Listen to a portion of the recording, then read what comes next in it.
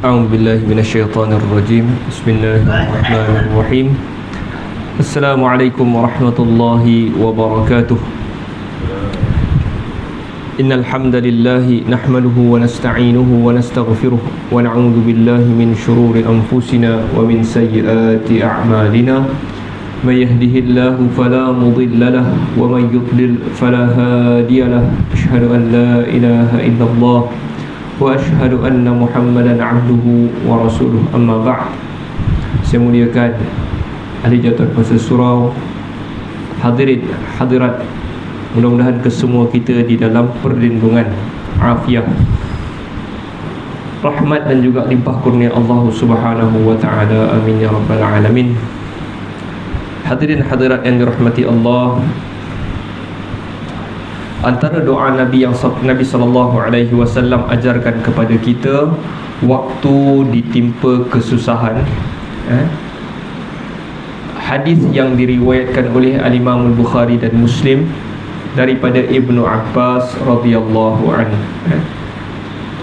Ibnu Abbas riwayat, dia kata anna Nabi sallallahu alaihi wasallam kana yad'u idza asaba al-karb. Nabi SAW doa perkara ini apabila dia ditimpa musibah. Musibah karb ni susah, musibah, bencana. Nabi baca apa tuan-tuan? Ibnu Abbas kata Nabi baca la ilaha illallah al-azimul halim, la ilaha illallah rabbul arshil azim, la ilaha illallah Rabbus samawati wal Rabbus samawat wa rabbul ard wa rabbul arshil karim. Jadi Nabi SAW baca 3 tahlil.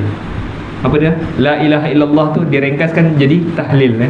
Ni pertama sekali saya ulang, la ilaha illallah al-azimul halim. La ilaha illallah yang pertama. Yang kedua, la ilaha illallah rabbul arshil azim. Yang ketiga, la ilaha illallah rabbus samawat wa rabbul ard wa rabbu al-arshil karim. 3 tahlil ini. Yang menariknya apa tuan-tuan? Yang menariknya Ibnu Abbas kata ini adalah doa yang Nabi baca. Maksud setiap yang saya bacakan tadi adalah la ilaha illallah. Tidak ada ilah. Ilah maksudnya Tuhan yang disembah kecuali Allah. Rabbul arshil al-azimul halim, yang agung dan yang santun. Tuhan yang agung tapi dia juga santun. La ilaha illallah, tidak ada ilah kecuali Allah, Tuhan arasy yang agung. La ilaha illallah, tidak ada ilah kecuali Allah, Tuhan langit-langit dan Tuhan bumi dan Tuhan arasy yang pemurah. Okey. Dekat situ tuan-tuan, para ulama melihat mana doanya. Ibnu Abbas kata itu adalah doa yang Nabi SAW baca. Mana satu doanya? Jadi tidak ada doa di dalam apa yang Nabi, melainkan hanyalah pujian kepada Allah. As-sana ataupun tahlil itu kita membesarkan Allah. Jadi jawapan para ulama adalah tahlil yang kita bacakan itu adalah perkara yang terbaik untuk melepaskan kita daripada kesusahan. Seperti mana Nabi Yunus berdoa di dalam perut ikan hut, perut ikan paus, kan? Nabi sebut tentang doa Nabi Yunus, Nabi kata da'watu zinnun, doa zinnun, si ikan paus, si ikan paus, itu gelaran kepada Nabi Yunus, si ikan paus. Doa si ikan paus ni tadi bukan dia tu ikan, kan? Maksudnya si yang ada kaitan dengan ikan paus tadi. Idza idda'a biha fi batnil hud, waktu dia doa di dalam perut ikan paus, la ilaha illa ant subhanaka inni kuntu minadh dhalimin, tidak ada ilah kecuali engkau, maha suci engkau, sesungguhnya aku di kalangan orang-orang yang zalim. Mana doanya? Tapi Nabi kata ini adalah doa, kan? Jadi doa yang tahlil yang kita bacakan itu adalah doa yang paling baik. Sebenarnya adalah perkara yang paling baik untuk kita baca untuk melepaskan kita daripada sebarang kesusahan. Jadi apabila kita ditimpa susah, musibah, bencana, musim banjir kan, nombor satu kita akan rasa nak marah kan, kita mungkin nak cakap sesuatu. Jadi perkara yang pertama yang sepatutnya keluar daripada mulut kita adalah la ilaha illallah tadi, al-azimul halim. Kalau boleh lancar, al-azimul halim. La ilaha illallah rabbul arshil azim. La ilaha illallah rabbus samawat wa rabbul ard wa rabbu al-arshil karim. Jadi itu adalah perkara pertama orang Islam ini keluar mulut dia apabila ditimpa sebarang kesusahan dan sebagainya. Sikit perkongsian sebagai mukadimah pada hari ini. Baik tuan-tuan, kita patah balik kitab kita iaitu Al-Aqidah Al-Wasithiyah. Jadi kita sudah berada pada fasal kedudukan Ahlus Sunnah wal Jamaah di antara kelompok-kelompok umat. Jadi tajuk ini adalah nak cerita Ahlus Sunnah wal Jamaah ini dia di tengah-tengah daripada semua kumpulan-kumpulan yang dalam Islam ni, dia di tengah-tengah. Itulah Ahlus Sunnah wal Jamaah. Kalau you ekstrim belah sana, you tak boleh claim you Ahlus Sunnah. Kalau you ekstrim belah sini, juga tidak boleh dikira sebagai Ahlus Sunnah. Ahlus Sunnah itu di mana? Di tengah-tengah. Daripada segala pendapat, segala isu, dia berada di tengah-tengah. Baik. Jadi Syekhul Islam Ibn Taymiyah telah menggariskan ada 5 isu yang mestilah Ahlus Sunnah wal Jamaah itu berada di tengah-tengah. Yang pertamanya, dia berada di tengah-tengah. Kejap daripada 5 pokok 5 pokok tuan-tuan. Pokok yang pertama ni, kalau cuba cari balik, kalau ni pokok yang pertama, dia berada di tengah-tengah dalam masalah nama-nama dan sifat-sifat Allah. Dia kata fahum wastun fi babi sifatillahi baina ahli at-ta'tilil jahmiyati wa ahli at-tamthilil musyabbahah. Dia berada di tengah-tengah dalam menyifatkan Allah di antara at-ta'til, golongan yang tak nak pakai dalil langsung. Dia kata Tuhan tak boleh macam tu. Dan juga di antara golongan yang mentamsilkan ataupun mentashbihkan Allah sama macam manusia. Jadi kita di tengah-tengah. Sama ada dia ni kata, maksud kat sini Tuhan itu memiliki wajah, sebagai contoh, wa yabqa wajhu rabbik, kekal wajah Tuhanmu. Jadi macam mana kita memahami wajah? Ada golongan yang terus tolak Tuhan tak ada wajah. Kalau ada wajah macam orang, itu ta'til, golongan yang tolak terus, tak mau pakai wajah.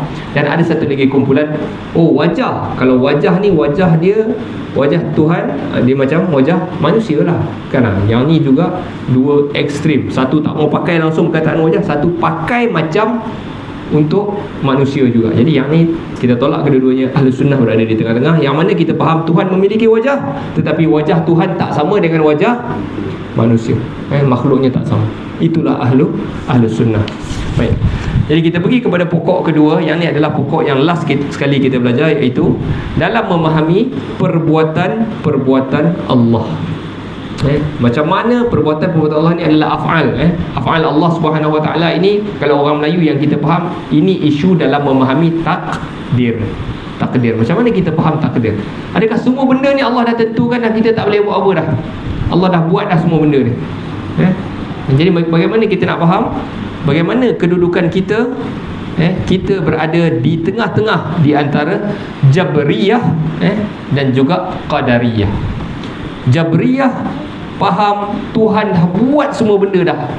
Jadi aku ini hanyalah pelakon, boneka sahaja Tuhan. Aku hanya boneka Tuhan.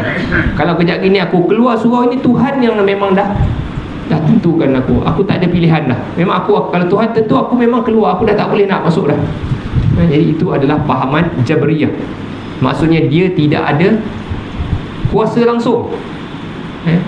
Dan Qadariyah pula, dia faham dialah pencipta perbuatan. Qadariyah faham dialah pencipta perbuatan tu, tak ada kaitan langsung dengan Allah. Manusia adalah pencipta perbuatannya sendiri. Ahlus Sunnah di mana? Ahlus Sunnah berada di tengah-tengah, iaitu kita tahu Allah memang dah takdirkan kita, tetapi kita juga ada kebolehan kehendak yang kita juga boleh, kita boleh juga kehendak tu kita boleh ajukan, kita boleh arahkan sendiri. Allah bagi, Allah tentukan dah, tetapi kita juga ada kebolehan untuk mengubahnya. Itu Ahlus Sunnah wal Jamaah di dalam isu memahami takdir ataupun isu af'alullah, perbuatan-perbuatan Allah Subhanahu wa taala. Baik. Hari ini kita nak masuk kepada pokok yang ketiga. Pokok yang ketiga dalam memahami isu ancaman Allah, al-wa'id. Saya ingat kita last kali berhenti kat sini hari tu, al-wa'id ni. Last kali kita berhenti bagaimana nak memahami isu ancaman Allah. Jadi kata Syekhul Islam Ibn Taymiyah, wa fi babi wa'idillahi bainal murji'ati wal wa'di wal wa'idiyati minal qadariyati wa ghairihim. Dan dalam bab memahami ancaman Allah, kita itu berada di tengah-tengah di antara murji'ah dan juga golongan wa'idiyah, di kalangan wa'idiyah dari kalangan qadariyah dan juga selain mereka. Baik, kita nak tahu dulu murji'ah ni yang datang apa. Murji'ah ada disyarahkan di bawah tu. Murji'ah adalah isim fa'il dari kata kerja arja'a yang berarti mengakhirkannya. Sebagai contoh dalam Al-Quran Allah kata qalu arjih wa akhahu. Pemuka-pemuka itu menjawab, siapa pemuka ni? Pemuka kepada Fir'aun. Fir'aun dia ada orang kanan dia. Jadi nak buat apa ni Musa dan Harun ni? Jadi dia orang kata arjih, qalu arjih wa akhahu. Tangguh kat dia ni, bagi delay sikit dia ni dan juga saudaranya. Maksudnya jangan ambil tindakan sekarang, kita delay dia orang ni punya hukuman, kita hukum dia di hadapan orang ramai esok pada hari keraian. Tuan-tuan tahu kisah ni? Kisah apa ni tuan-tuan? Selepas Musa bangkang Fir'aun di dalam istana Fir'aun, dia bangkang Fir'aun, kan? Fir'aun dah tak tahu nak cakap apa dah. Okey, pemuka-pemuka tu cakap tak apa, bagi tangguh dulu. Esok kita kumpulkan semua ahli sihir, kita hukum dia di hadapan mereka semua. Arjih wa akhahu. Okey, jadi murji'ah itu datang daripada perkataan delay dia ni, tangguhkan dia ni, akhirkan dia ni. Itu arjih. Juga boleh dipahamkan murji'ah ini datang daripada perkataan ar-raja. Ar-raja, jumpa ar-raja ni tuan-tuan. Diambil dari kata ar-raja kerana mereka lebih condong kepada dalil-dalil raja, harapan. Jadi golongan ini perkataannya datang daripada perkataan sama ada dia tangguhkan benda-benda yang tak ada amalan ni semua tak apa, tangguh, yang penting iman. Jadi ataupun ar-raja, harapan. Jadi dia hanya berharap Tuhan ini bagi kebaikan kepada dia saja, kan tak ada benda buruk yang akan berlaku kat dia. Yang ni dipanggil golongan murji'ah. Antara dia punya pemahaman golongan murji'ah ni, dia ada sampai hari ni. Setiap zaman memang ada golongan ni. Sebab tu golongan ni tak berhenti disebut murji'ah, golongan qadariyah, golongan mu'tazilah. Walaupun dia dah lama, 1000 tahun lepas dah ada, sampai hari ni golongan ni masih ada di dalam kelompok umat Islam. Jadi dia faham macam mana? Dia faham tabiat iman ni. Iman tu iman ini hanyalah you percaya Allah Ta'ala, you beriman dengan Rasulullah, beriman dengan rukun-rukun iman tu semua. Itulah iman. You percaya dan you sebut, kan, asyhadu an la ilaha illallah. You percaya Allah, you percaya, itulah iman. So iman semua orang ni sama je. Sama je. Sama ada dia guru besar ke, dia kaki disco ke, iman kita semua adalah sama saja. Murji'ah, dia faham iman tu adalah yang you percaya tu, itulah iman. Okey. Yang mana kita pula faham iman setiap orang tak sama. Banyak amalan baik you buat, makin tinggilah iman you. Banyak maksiat you buat, makin rendahlah iman. Itu pemahaman ahli sunnah. Sedangkan geng ni tak faham macam tu. Iman ni you percaya dah. Ini juga yang saya sebut dulu. Dia macam apabila dia rasa iman tu semua orang sama, maknanya semua orang Islam ni pasti masuk syurga, pasti. You buatlah apa pun, you minumlah arak ke, awak pergilah makan khinzir ke, pergilah clubbing ke, disco ke, you still makan masuk syurga. Dia faham macam tu. Yang ni lah yang sama di dalam doktrin Kristian. Doktrin Kristian menyebabkan orang Kristian pada hari ini buat hampir semua dosa yang dilarang di dalam Bible, dia orang buat semua. Makan riba buat, apa lagi, makan benda haram makan, jangan, semua benda dia buat. Minum arak, dia minum arak, kan? Kenapa dia buat? Sebab dia percaya semua yang terima Jesus, yang kata dia terima Jesus sebagai penyelamat dia, akan masuk ke dalam heaven, heaven, Jadi kita, orang Islam ni kita panggil syurga, dia akan panggil heaven, kan? Heaven ni macam langit lah, kan? Heaven di atas, langit atas. Kita pun, kita tahu syurga juga di atas, kan? Tapi syurga tu lebih daripada heaven. Kalau sebab tu konsep dia, bila dia sebut heaven, bila orang Kristian ni gambarkan syurga, dia akan gambarkan dengan awan dan nampak awan, kan? Sebab dia panggil heaven kan, kat atas, kan?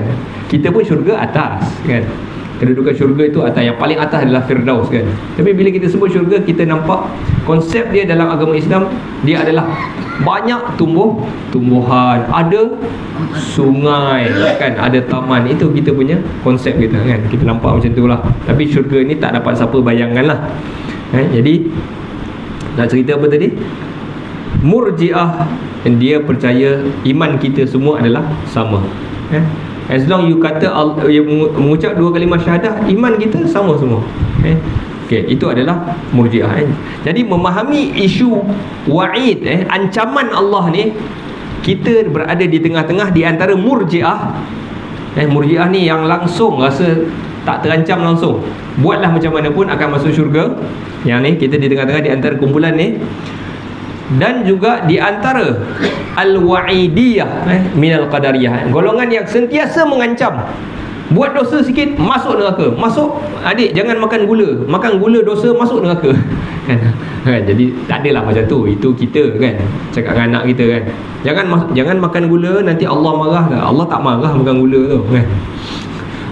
Kita yang suka warning anak-anak kita, kita takut-takutkan anak kita dengan neraka, tak, kan? Tapi golongan ni, you buat dosa, you akan masuk neraka. Jadi golongan yang terlampau rasa akan masuk syurga dan terlampau nak tolak orang masuk dalam neraka. Ahli sunnah di mana? Ahli sunnah berada di tengah-tengahnya. Okey. Jadi saya sambung yang bawah tu, perenggan yang bawah tu. Di seberang Murji'ah adalah Wa'idiyah. Yang pertama sekali saya mana? Di sebelah Murji'ah adalah Wa'idiyah. Mereka cenderung kepada sisi wa'id, ancaman. Mereka berkata, dosa besar apa pun yang dilakukan oleh manusia, sementara dia tidak bertaubat darinya, maka dia kekal di neraka kerananya. Jadi ini adalah perbezaan yang ketara dengan Murji'ah. Wa'idiyah yang pertama, Murji'ah, satu Wa'idiyah. Golongan ni Wa'idiyah yang sentiasa kalau buat dosa, you tak bertaubat, you memang neraka. Jadi kalau dia mencuri, maka dia masuk neraka dan kekal di dalamnya. Muka surat sebelah, tuan-tuan. Kalau dia minum khamar, maka dia masuk neraka dan kekal di dalamnya, dan seterusnya. Kalau dia buat dosa yang dipanggil dosa kabair lah, dosa-dosa besar ni, dia buat je neraka. Wa'idiyah mencakup dua kelompok. Jadi Wa'idiyah ni biasanya adalah daripada kalangan dua kelompok ni. Yang pertama adalah Mu'tazilah dan juga Khawarij. Oleh kerana itu, penulis Syekhul Islam berkata dari kalangan Qadariyah. Kalau kita tengok balik teks yang depan tadi, dia kata apa? Wal Wa'idiyah minal Qadariyah. Golongan Wa'idiyah di kalangan Qadariyah. Sebab tu dia dah macam kata yang suka ancam orang dengan masuk neraka ini, buat dosa masuk neraka ini, Wa'idiyah nama dia, tetapi banyaknya dari kalangan Qadariyah. Qadariyah. Maka ucapannya tersebut mencakup Mu'tazilah, dan Mu'tazilah adalah Qadariyah. Jadi Qadariyah juga, Mu'tazilah juga sebahagian daripada Qadariyah. Kerana mereka berpendapat bahawa manusia berdiri sendiri dalam perbuatannya, dan mereka adalah Wa'idiyah dan juga mencakup Khawarij. Jadi Khawarij juga ada satu kumpulan yang akan kalau tuan-tuan ingat, Khawarij ni bila muncul dia tuan-tuan? Dia muncul selepas perang Siffin. Selepas perang Siffin. Siffin berlaku di antara kumpulan Sayyidina Ali dengan Muawiyah. Jadi mereka ini berperang, tetapi ada golongan munafik yang melaga-lagakan sebenarnya. Muawiyah mula-mula hanya keluar nak menuntut Ali untuk tebus darah Osman yang dibunuh. Osman dibunuh, jadi Muawiyah adalah waris ataupun keturunan Osman. Jadi keluar hanya nak minta Sayyidina Ali tebus, cari pembunuh Osman. Cuma salah sikit kat Muawiyah adalah dia bawa keluar, dia keluar protes tu dengan tentera. Itu isu dia. Bila dia keluar nak bagi tahu kat Ali, kita protes kan. Sebab tu kita ada protes aman di Malaysia ni, kita bawa kad ke, okey lah. Tapi ni bila datang protes bawa tentera, dia akan jadi lain lah. Jadi lain. Lepas tu bila ada orang usik sikit sini, orang usik sikit, gaduh. Jadi dia perang. Jadi perang ni berterusan dan ramai sahabat yang meninggal daripada perang Siffin. Lalu Ali buat keputusan, kita adakan majlis tahkim. Majlis tahkim maknanya macam rundingan lah sebenarnya. Majlis tahkim ni nama dia macam rundingan damai lah, macam hari tu Palestin gitu kan. Rundingan damai kan. Kita buat rundingan damai, kita nak settlekan. Jangan pertama sekali cease fire. Gencatan senjata, berhenti dulu. Jangan perang dulu. Jadi buat majlis tahkim. Tapi apabila Ali buat rundingan dengan Muawiyah, waktu ni Ali adalah khalifah kan, dan macam pencabar jawatan dia tu adalah Muawiyah. Bila dia macam nak runding dengan Muawiyah, macam dia dah recognize Muawiyah tu, dia macam iktiraf Muawiyah tu macam kuasa besar. Bila you runding orang, maknanya you iktiraf dia. Kalau you tak mau runding ni, tak ada rundingan, kita tak consider you sebagai kuasa. Tapi kalau mula berunding, maknanya awak start recognize Muawiyah, awak start anggap dia ini satu kuasa.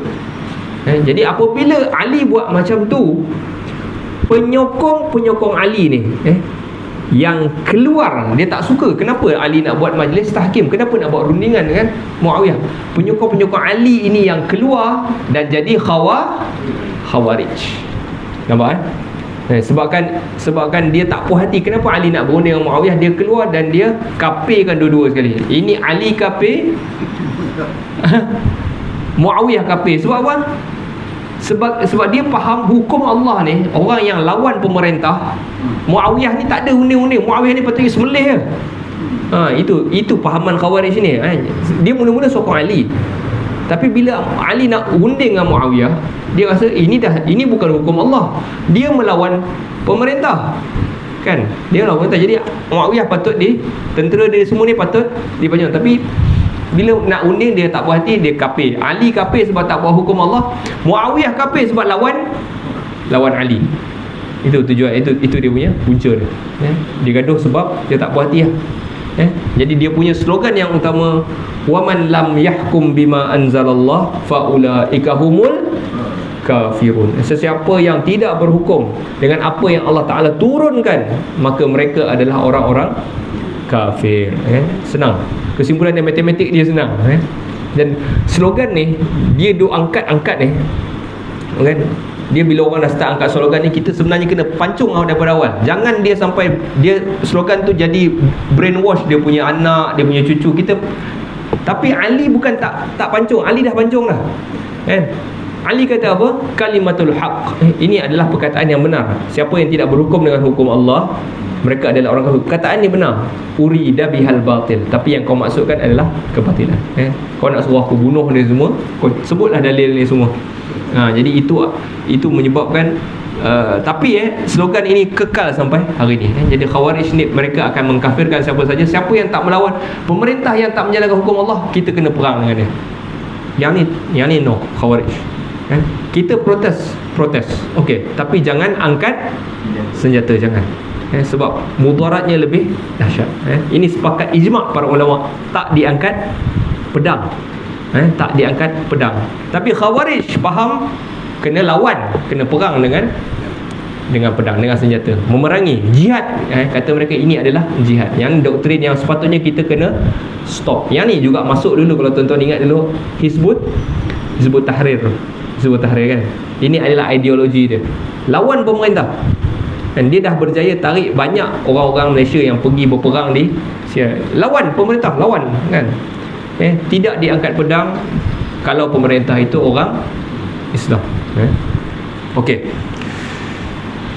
Jadi mana tadi? Jadi Khawarij adalah orang yang menghukum juga sama. Jadi bila dia kata Ali tak buat ni, Muawiyah lawan ni, buat dosa besar, dua-dua kafir. Jadi mereka adalah golongan wa'idiyah. Kafir, kalau kafir apa dia punya balasan? Neraka. Jadi you buat dosa, neraka. Buat dosa, neraka. Yang ni berbeza sekali dengan Murji'ah yang rasa buat apa pun tak apa, pasti masuk syurga. Itu Murji'ah. Kedua kelompok ini sepakat bahawa pelaku dosa besar kekal di neraka. Siapa dia? Khawarij dengan Mu'tazilah, dari kalangan Wa'idiyah ni tadi. Tidak keluar darinya selama-lamanya. Sebab apabila mereka berkata masuk neraka, apabila Allah Ta'ala sebut pasal neraka, Allah Ta'ala biasanya akan sebut khalidina fiha abada, khalidina fiha abada, kekal dalamnya selama-lamanya. Jadi mereka menganggap orang yang buat dosa besar ni akan masuk neraka, kekal juga di dalam neraka itu selama-lamanya. Khalidina fiha abada. Jadi mereka menganggap peminum khamar satu kali, orang yang minum satu gelas arak, dosanya sama sahaja dengan penyembah berhala 1000 tahun. Yang ni tak disamakan. Tetapi golongan ini faham, you buat dosa, samalah. Buat dosa besar, you memang dalam neraka. Jadi kita nak tegaskan kat sini, selepas kita faham dua golongan ini memahami wa'id ni macam mana, ancaman ni, ada yang kata takkan masuk neraka, satu lagi apa saja masuk neraka. Kita Ahlus Sunnah, adapun Ahlus Sunnah wal Jamaah, maka mereka berkata kami tidak memenangkan sisi ancaman seperti yang dilakukan oleh Mu'tazilah dan juga Khawarij. Kami tak menangkan geng yang duk kata orang masuk neraka ni, kami tak menangkan yang tu. Dan tidak pula memenangkan sisi janji seperti yang dilakukan oleh Murji'ah. Maknanya sentiasalah takkan masuk neraka. Kami katakan pelaku dosa besar, iaitu Ahlus Sunnah, pelaku dosa besar berhak disiksa, dan sekalipun dia disiksa, namun dia tidak kekal di dalam neraka. Boleh tak orang yang beriman ini masuk dalam neraka? Boleh. Boleh. Sebab tu Nabi, antara benda yang dia minta kepada Allah Subhanahu Wa Taala, syafaat dia yang last sekali, dia minta keluarkan orang yang ada mithqala habbatin min khardalin minal iman, yang ada sebesar biji sawi kan, khardal sebesar biji sawi je iman dia kan, keluarkan daripada neraka. Jadi orang, daripada hadis ni, orang yang ada iman boleh masuk dalam neraka juga kan. Bukan macam yang dipercayai Murji'ah, iman semua orang sama. Tak mungkin. Sebab Nabi kata ada yang kecil kan, ada yang besar, ada yang kecil. Okey, pemicu perbezaan antara Wa'idiyah dengan Murji'ah adalah kerana masing-masing mereka melihat kepada dalil dengan mata sebelah, melihat hanya dari satu sisi. Murji'ah hanya melihat kepada dalil-dalil janji. Jadi dia suka, Murji'ah ni tadi suka tengok dalil, yang masuk syurga di dalamnya, siapa yang beriman, beramal soleh masuk syurga. Dia suka tengok dalil yang tu je. Maka mereka memasukkan manusia ke dalam harapan sahaja. Kata mereka, dalil-dalil yang begini, inilah yang kami pegang. Jadi sebahagian yang ni yang juga Allah Ta'ala kutuk kepada Bani Israel. Apa dia? Afatu'minuna bi ba'dil kitabi wa takfuruna bi ba'd. Adakah kamu beriman sebahagiannya kitab ni dan kamu kafirkan yang ni, kamu tak tengok lagi sebahagian. Jadi geng ni suka tengok yang best-best ni, yang itulah kita ambil. Yang tak best kita tak pegang. Selainnya kami campakkan, dan dalil-dalil ancaman hanya mereka bawakan untuk orang-orang kafir, ya. Jadi yang ancaman ni apa Allah Ta'ala sebut dalam Quran, yang neraka ini semua orang yang kafir. Orang mukmin semua yang cerita baik-baik sahaja, ya.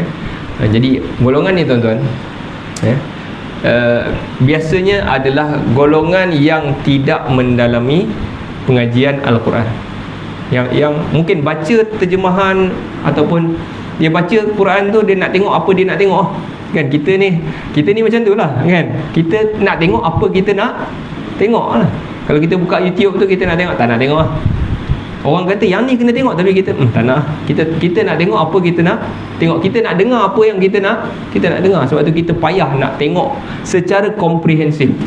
Kita kena tengok secara semua sekali, Jadi Al-Quran dipelajari komprehensif, semua sekali.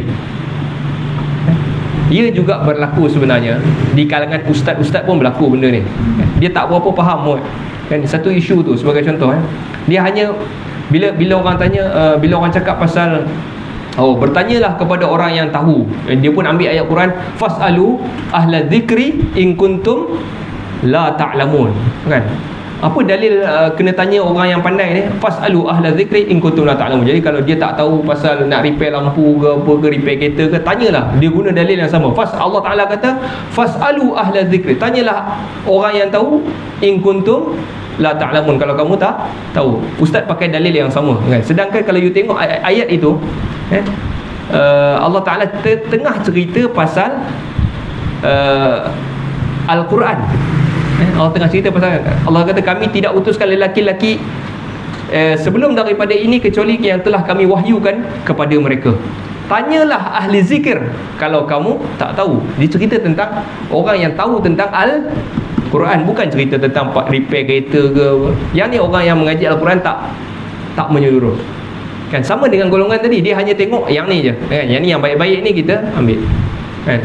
Sama ada satu lagi, fitnah betul. Dosa kan, orang dah kata kan, dosa kan fitnah orang ni.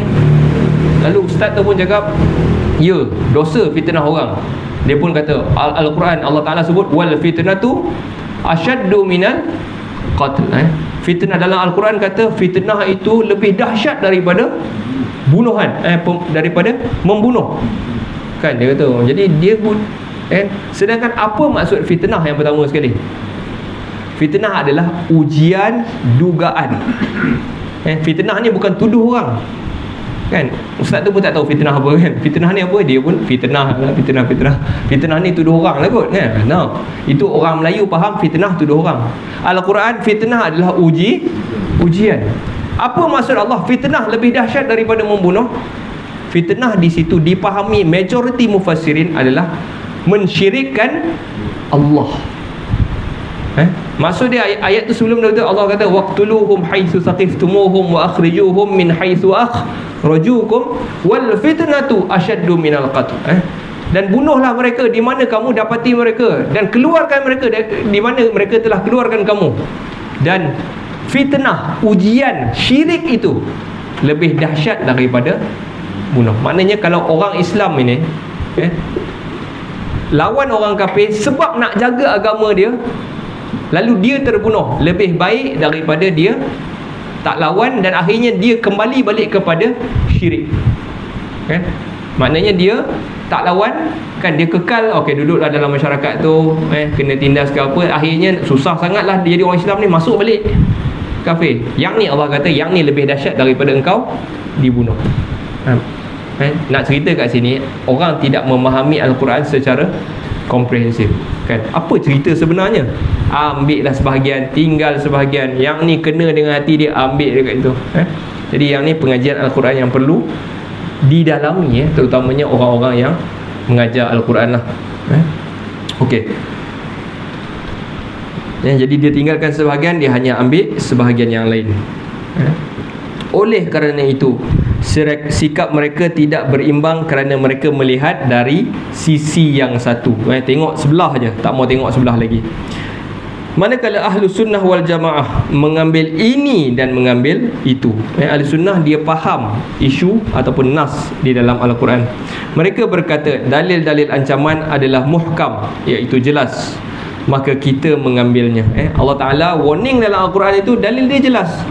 Wa may yusyrik billahi, siapa yang mensyirikkan Allah, faka'annama kharra minas sama', seolah dia jatuh daripada langit. Yang ni semua ancaman-ancaman yang clear. Dalil-dalil janji juga adalah muhkam. Dalil-dalil yang janji-janji baik ini juga adalah jelas, maka kita mengambilnya. Ahlu sunnah wal jamaah mengambil dari dalil janji yang dengannya mereka membantah wa'idiyah, dan mereka mengambil dari dalil-dalil ancaman dan dengannya mereka membantah murji'ah. Ahlu sunnah wal jamaah berkata, pelaku dosa besar berhak masuk neraka agar kita tidak mencampakkan dalil-dalil ancaman, tapi dia tidak kekal di dalamnya agar kita tidak mencampakkan dalil-dalil janji. Maka mengambil kedua dalil dan melihat dengan dua mata. Jadi ada yang tidak hanya melihat syurga, akan masuk orang Muslim tidak hanya masuk syurga, ataupun tidak hanya buat dosa je masuk neraka, kita di tengah-tengah. Amal kita boleh menyebabkan kita akan masuk dalam syurga, buat maksiat akan menyebabkan kita masuk ke dalam neraka, tuan-tuan. Tuan-tuan, okey, saya pun heran macam mana dia orang boleh faham macam ni, kan? Macam mana ada golongan yang boleh faham iman semua orang sama, kan? Sebab dalam Al-Quran, kalau kita tengok apa contoh dalil dia dalam Al-Quran. Okey, contohnya Allah Ta'ala sebut dalam Al-Quran, innamal mu'minuna alladhina idza dzukirallahu wajilat qulubuhum wa idza tuliyat alaihim ayatuhu zadatuhum imana. Orang yang beriman itu apabila dibacakan ayat kepadanya, wajilat, hatinya gentar. Idza dzikrallahu wajilat qulubuhum idza tuliyat alaihim ayatuhu, apabila dibacakan ayat-ayat kepadanya, zadatuhum imana, bertambah imannya. Macam mana dia boleh faham iman semua orang sama, kan? Kita pun tu. Maknanya dia orang ni tak mengaji pun Al-Quran. Dia orang buat teori sendiri, kan? Dan saya yakin, hampir yakin lah, maknanya teori ni datang daripada mana? Datang daripada Kristian tadi lah. Sebab teori Trinity, teori yang saya kata doktrin, doktrin ni, doktrin apa? Incarnation, doktrin salvation ni, salvation punya doktrin ni, dia orang datang dulu, lepas tu baru agama Islam ataupun Nabi Muhammad diutuskan. Teori ni datang dulu. Jadi saya tak heran kalau teori ni diambil daripada Kristian. Maksudnya orang yang datang dengan teori-teori murjiah semua ni, dia orang ni bukan mengaji agama, dia orang mengaji falsafah, dia orang mengaji agama lain, lalu diambil, diimport, bawa masuk dalam Islam. Jadi untuk menjaga agama ni, tuan-tuan, nak tak nak kita kena mengaji Al-Quran. Syekhul Islam ni dia tulis apa? Dia adalah orang yang alim lah, alim Al-Quran, alim hadis. Baru dia cebur dalam bidang-bidang yang lain ni, lalu dia faham konsep-konsep ni sebab dia faham Al-Quran. Kalau you tak ada asas Al-Quran yang kuat, you akan berceramuk lah otak you, kejap ikut teori ni, kejap ikut teori ni, sebab you tak ada asas yang kuat. Yang ni benda yang patutlah kita fikirkan untuk generasi orang Islam masa depan ni. Dia mesti kena kuat.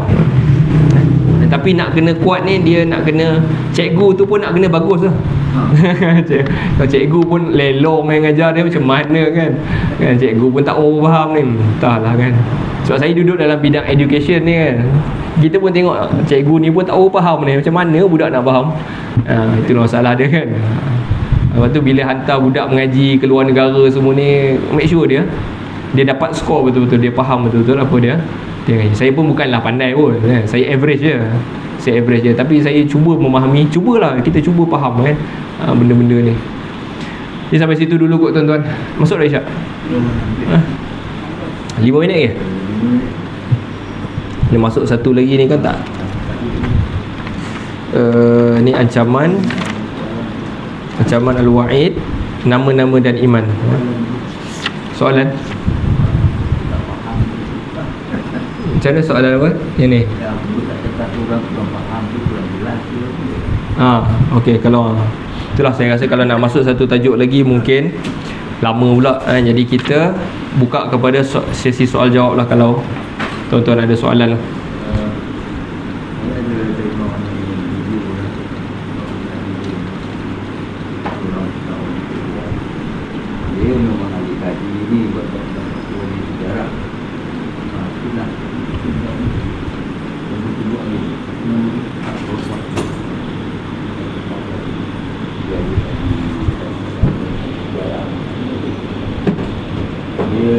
kata je rasa salah memang Islam berubah. Tapi dia panggil ulama seluruh dunia berbincang, ambil kesimpulan mana satu yang benar, mana satu mazhab yang benar kan. mana satu agama yang benar. Yang dipanggil bukan ahli sunnah wal ahli sunnah, dipanggil dia orang tarikat, orang itu, orang ini, ulama itu, ulama tasawuf. Ya, kalau dia seorang betul. Betul. Okey, yang dia buat kesimpulan yang betul, yang betulnya ahli sunnah itu. Dia buat kesimpulan. ya saya ingat Qadawi melenting untuk berhentikan Yusuf Al-Qaradawi. Saya ingat masa persidangan ni, saya ingat Yusuf Al-Qaradawi dah meninggal kot. Sebab dia macam 2 tahun lepas kot. Persidangan di Rusia tu kan. Saya ada terbaca juga tu. Persidangan di Rusia yang mana mereka mengumpulkan para ulama seluruh dunia, katanya kan, katanya seluruh dunia dikumpulkan para ulama untuk menentukan kan siapakah Ahlus Sunnah wal Jamaah. Itu dia punya, dia nak cari resolusi dia siapa Ahlus Sunnah wal Jamaah yang kita bincang ini kan, yang kita kata. Lalu mereka membuat kesimpulan bahawa Ahlus Sunnah wal Jamaah adalah dua golongan ini saja, Al-Asy'ariyah dan juga Al-Maturidiyah. Al-Asy'ariyah dan juga Al-Maturidiyah.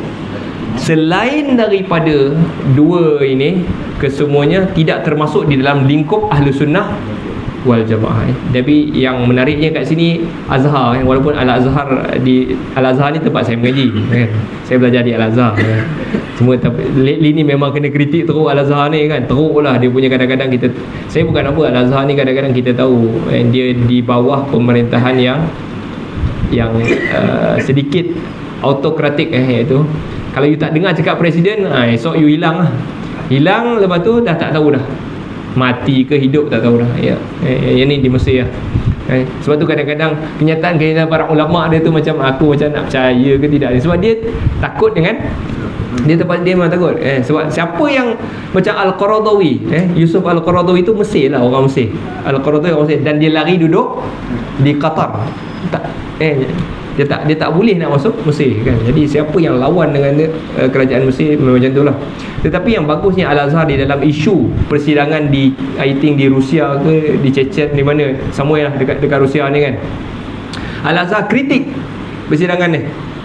Dia kata mana boleh you keluarkan selain daripada Asy'ariyah kan. Jadi dimasukkan juga, Al-Azhar masukkan juga Ahlul Athar ataupun Ahlul Hadis juga termasuk di dalam Ahlus Sunnah wal Jamaah. Yang ni bagus Al-Azhar. Dia tak mau keluarkan semua orang. Sebenarnya itulah sebenarnya pendirian. Dia bukan kerja kita nak keluar macam geng Wa'idiyah yang kita belajar tadi. Siapa buat dosa semua masuk neraka. No kan. Kita nak keluarkan orang daripada Islam, kenapa? Kan? Selagi jelas tidak bercanggah dengan Al-Quran, mengikut Al-Quran, dia adalah Ahlus Sunnah wal Jamaah. Tetapi apa yang kita mengaji ni sebenarnya kita bukanlah nak mengeluarkan Ahlul Asy'ariyah Maturidiyah. Sebab saya duk kritik dia orang ni juga. Kita bukan nak keluarkan dia orang, tetapi kita nak faham sebenarnya Ahlus Sunnah itu dia adalah di tengah-tengah. Dia bukan orang duk ekstrim sini tak. Dia di tengah-tengah. Tuan-tuan. Jadi saya ingat situlah kot kita punya kuliah pada hari ini. Terima kasih semua kerana mendengar. Nasallallahu ta'ala yanfa'ana bima sami'na wa yaj'alana hudatan muhtadin. Allahumma arham mautana washfi mardana wa'afi mubtadana waj'al akhiratana khairan min dunyana. Sallallahu ala sayyidina Muhammad wa ala alihi wa sahbihi wa sallam. Walhamdulillahi rabbil alamin.